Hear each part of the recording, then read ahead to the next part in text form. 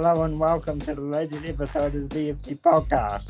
You can see today's guest on the 20th of November at Guy Stadium when the Wellington Phoenix women play Melbourne City and try and make her story. Please welcome to the show, Bree Edwards. Welcome, Bree. It's a pleasure to have you today. Thanks for having me, guys. I'm really excited. To be here. So, yeah. Who are we starting with today? We'll stay true to form and I'll go first. So, Bree, it's really wonderful to have you with us today. Last year, you joined the Knicks, you joined the squad. We didn't really, you kind of came out of nowhere as far as Kiwi supporters go, but you made a big impact on the team. And your relationship with Lily is so cool to watch. That whole, like we're best friends, but we're competing for the same spot. So we're so stoked to have you today. Yeah, thank you. I'm really excited. So question number one, and this is one that we've asked a few times now. How would you describe yourself as a footballer and your approach to football in 3 words? I think probably the first word I would always use to describe myself as person and a footballer is brave. Yeah, and then probably energetic and gritty. Love it. Love it. Now, what's cool and what you may not know is you're actually about the 3rd or 4th person we've interviewed who has used the word brave. So that says a lot about the Knicks' philosophy going into the season. How does that sound like from what's happening on the training field?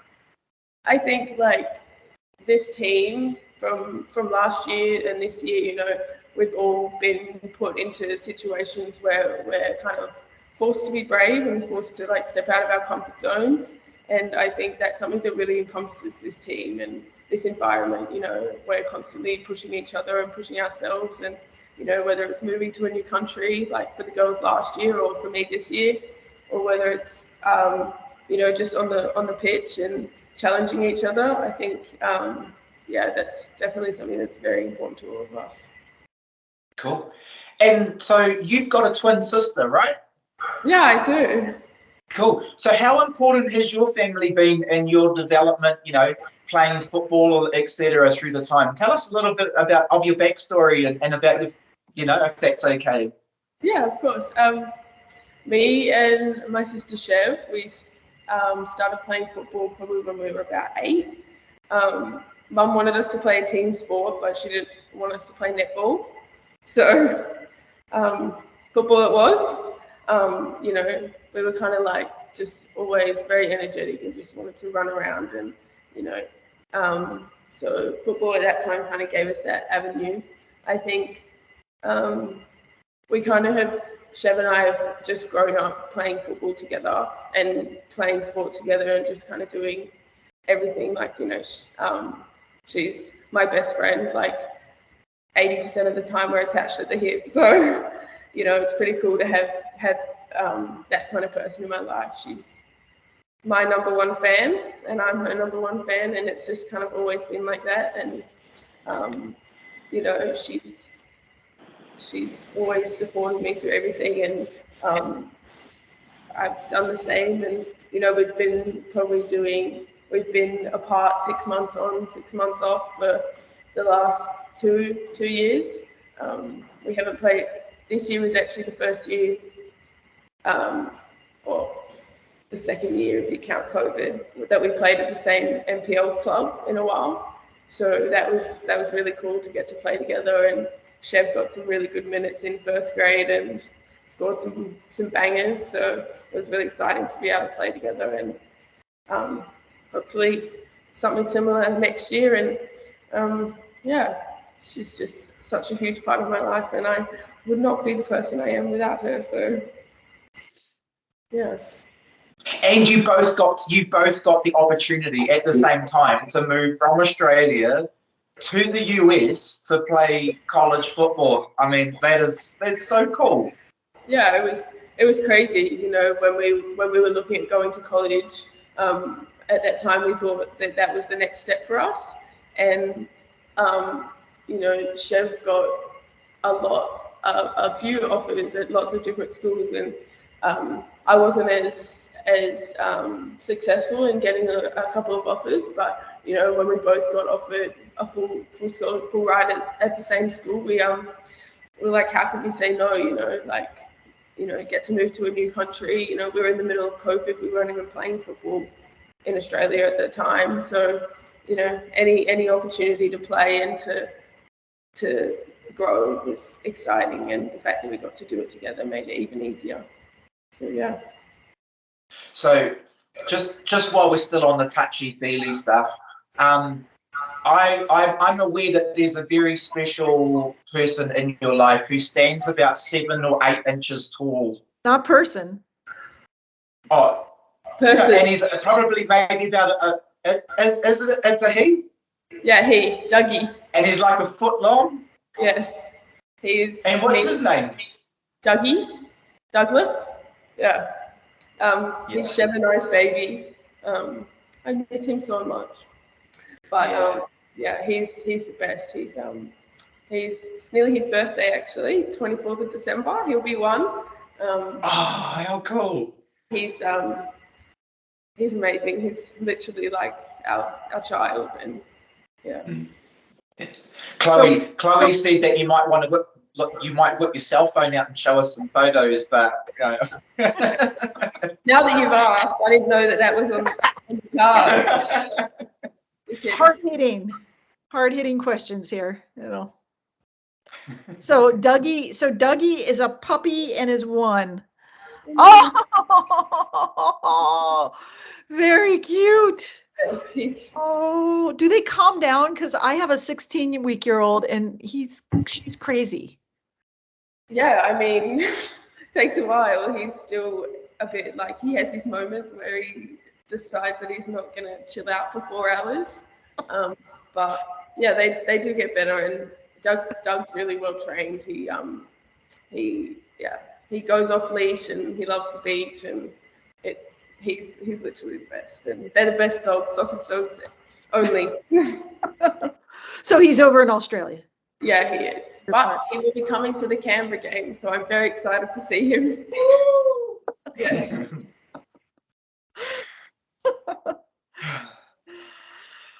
Blake? So you've now got the opportunity, as luck would have it, to now be, I guess, first choice goalkeeper for a while with Lily tearing her meniscus. So how much more preparation do you have to make for a game, and how do you cope with the added pressure? I think I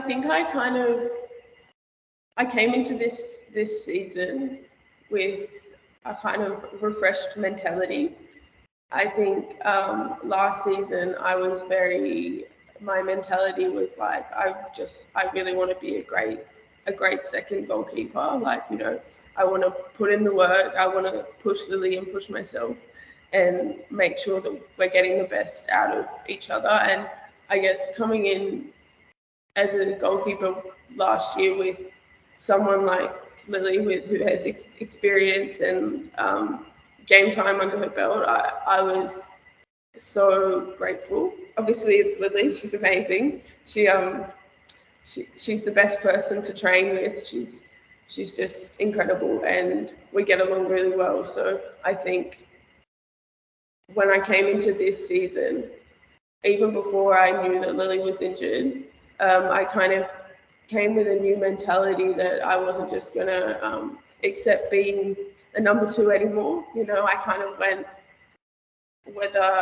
whether I'm playing, whether I'm not playing, whether I'm not even on the bench, you know, in my mind, I'm a number 1, and yes, that's how I'm going to train, and that's how I'm going to play when I get the opportunities.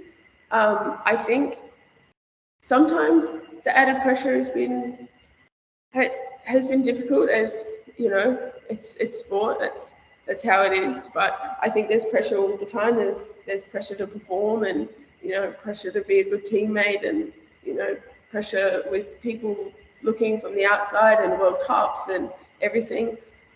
But I think that the way that I cope with that would be kind of just keeping centered and making sure that I'm enjoying football and I'm enjoying playing, and when I'm not happy in football and when I'm not having fun and being energetic and just being myself at training and in this environment, that's kind of when the pressure, like, I know that the pressure is like overrunning me, and I think that that's kind of just how I deal with it, Yeah. So was there ever a thought of, oh, do I really fancy being a second choice goalkeeper? Can I go somewhere else and get thirsty in football?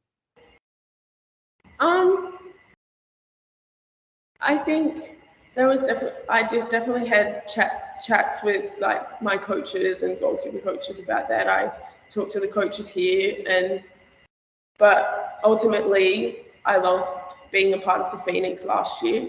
I knew that I had so much more to give to the team and to give to the the club, and it's very different, like the culture and the girls and the coaches. It makes it a whole different thing. So when I got offered another contract, I was kind of like, I mean, I can change my mentality. I can decide that I'm a number one now, and I can do that at Phoenix for this year. So I think that's where I was when I signed my contract, and that's where I still am now. So I'm very happy. There's a very common thing that we've heard during these interviews, that is a place that people want to stay. And, we've heard of stories of people wanting to knock back office so that they can stay in this culture. So that's really cool to hear that it's sort of the same throughout the team.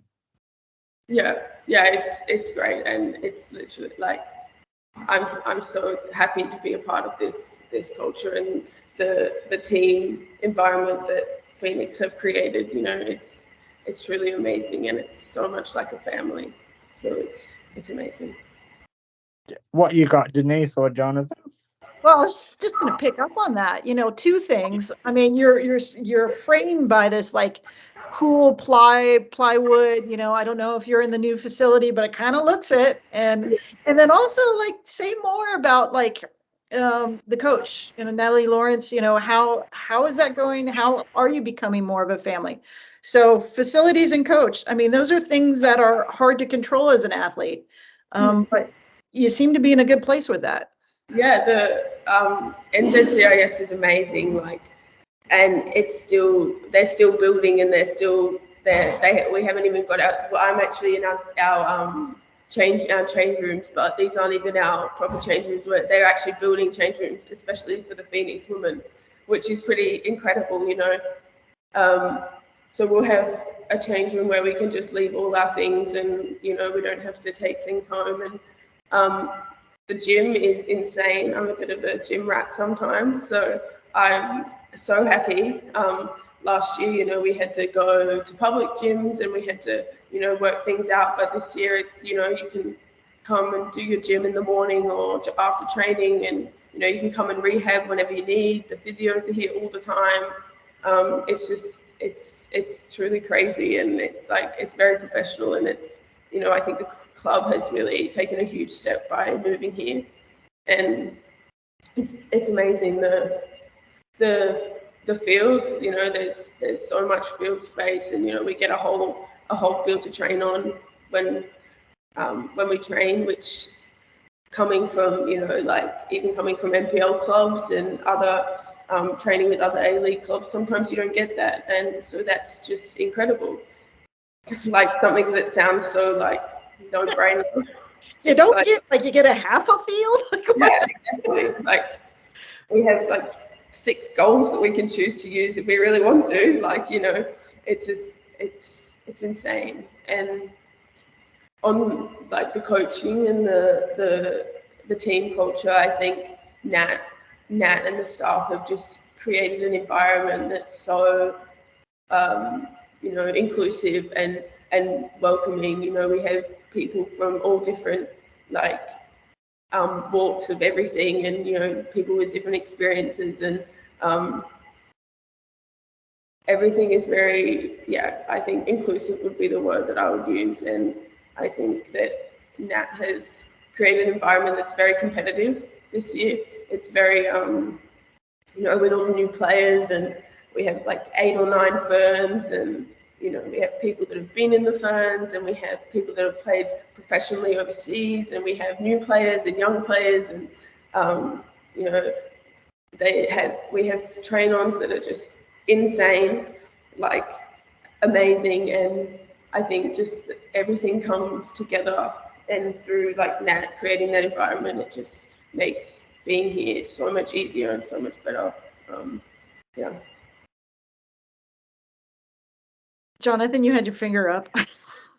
I did. I had a fantastic question, and then I was just listening to Bree, and I was just being carried away on the wind, like, oh my God, this sounds like the most amazing setup of all. And I thought, actually, Denise, you could probably roll in next with your question. Which one? The inclusivity. Yeah, I mean, listen, I'm the gay one. And these boys are they're massive fans. They're even before we started this podcast, we were like, who do we want on? And they're like, we want Bree. And I'm like, oh, okay. I don't know much about her. We want Bree. This is really, they're total fangirls, which is cute. I want to know, so listen, I'm older, and when I was young, you couldn't come out, and if you did, you lost sponsors. And clearly you have a beautiful out and about relationship, and who are you, who do you who are your role models around being an out player? And are there any people out there in this universe that you check out and go yay and root for, or you just laugh at and you're like, oh my God, it's so embarrassing? Or who are the people in your biosphere that you just take a look at and go, yeah? I think the whole culture around sorry. I was saying that I think the whole culture around LGBTQ people in football has changed over the last 5 years dramatically, and I'm such a huge I would say I love to focus on being true to myself and being who I am without any apologies, So I think looking at role models and people that kind of have inspired me to do things, to be me, definitely people like Ashlyn Harris and Ellie Krieger, amazing footballers, amazing people, have done so much for the community and for football in general. And I think having people like them just as a young person, in a sport where sometimes being gay is stereotyped, and I think it's just to look at people in the community and go that's okay, this is who I am, and you can be wholly and truly who you are no matter what. And so definitely I love Ashlyn Harris. I think she's great. I got a whole Ashlyn Harris wardrobe. She had all these t-shirts and these I probably should be wearing Ashlyn, and she's as a goalkeeper in the US, and the dudes might not know her as well because she was backup goalkeeper for forever, but still was out front with her advocacy and just being who she is. And wow, yeah, she's a total hero of the women's football community as well. So that's cool to hear. Yeah, I love, big fan. Yeah, and kids are so cute. So I mean, very cute. Yeah, very cute and gorgeous. I mean, they're just an incredible couple. Yeah. Guys, question. So just stepping a little bit aside. So does the women's team at the Knicks have specialist goalkeeping? Like, do you have a specialist goalkeeping coach, or do you have like? Does the men's team come across? How does that work? Like, who coaches you and Lily and Candy specifically? We have a dedicated goalkeeper coach just for the women's team, which is amazing.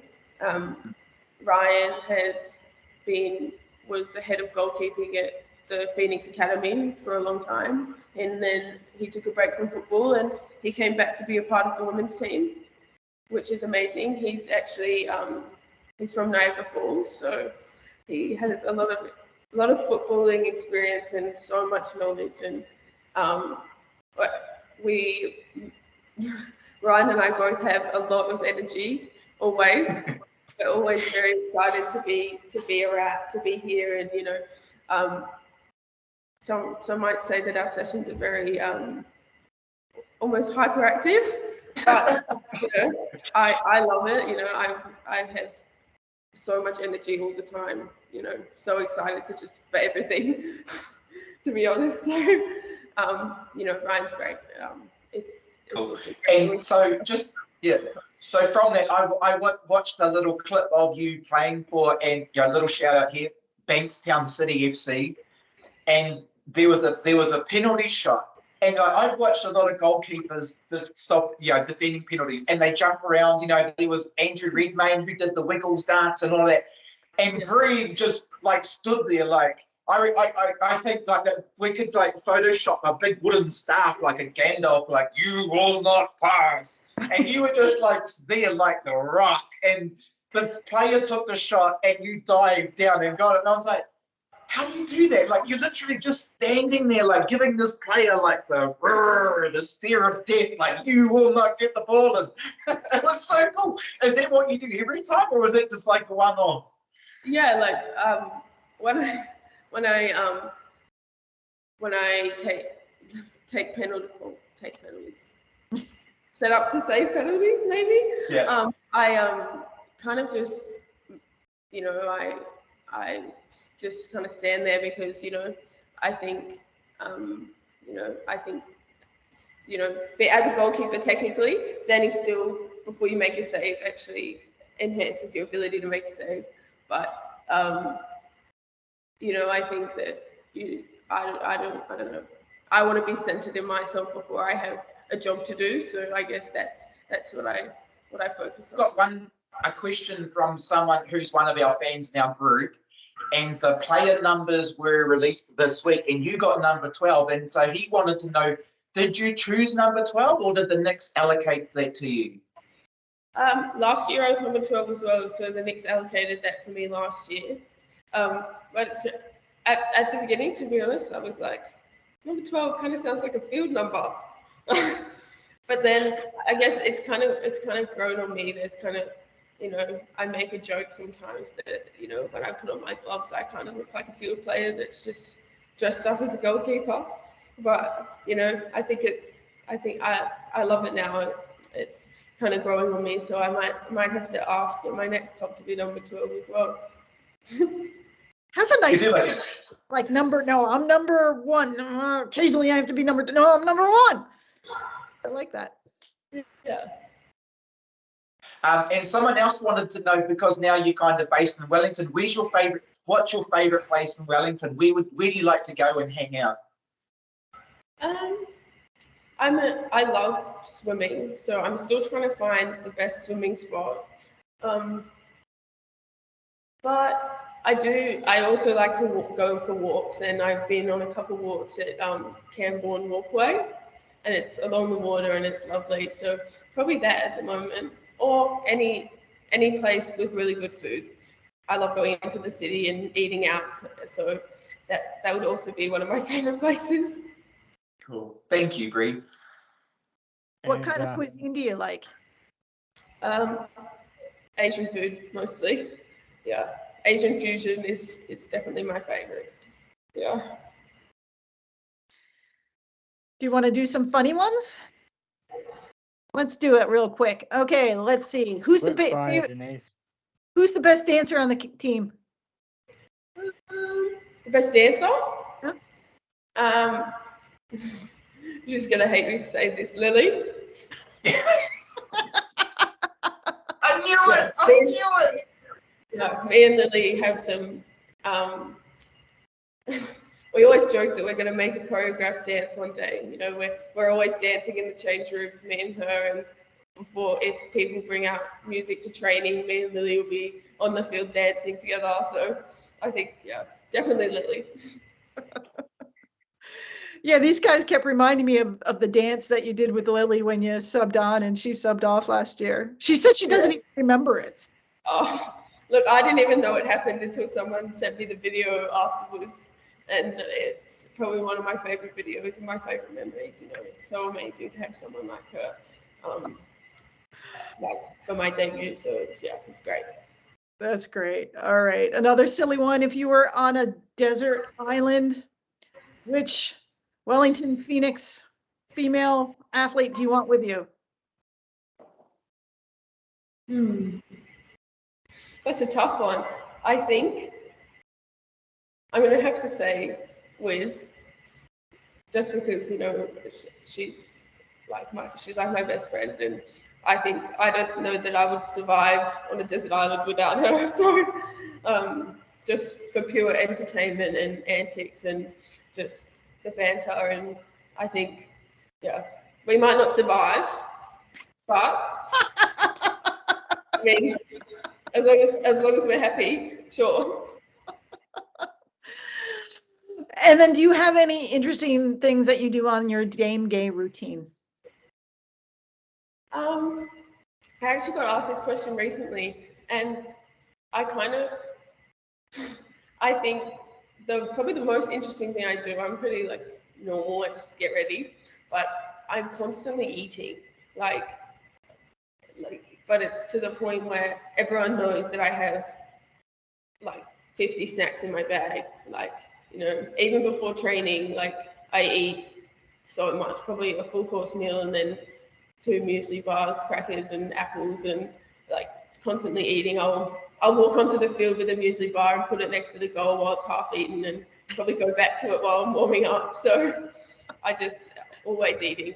I find I get very hungry during games and training, so I just have to eat up until we have to go. So your muesli bars, anything else, or? Currently it's muesli bars, pretzels, and barbecue rice crackers, and an apple before I go onto the field. But yeah, that's kind of the routine I've got right now, but it might change soon. I'm getting a bit bored of the barbecue rice crackers, to be honest. So. Good on Well, you. Kate told us last week that she always brushes her teeth. So between the two of you, there's a nice mix there, a nice contrast between the two of you. Yeah, she is always brushing her teeth, actually. It's fun when the players dish on each other. Blake, do you want to wind us up? Yeah. Yeah, so we're going to have to leave it there. So I want to say thank you for coming on the show, Bree. And you can like and subscribe this video on YouTube. And we will see you on the next one. Great, thank you so much, guys.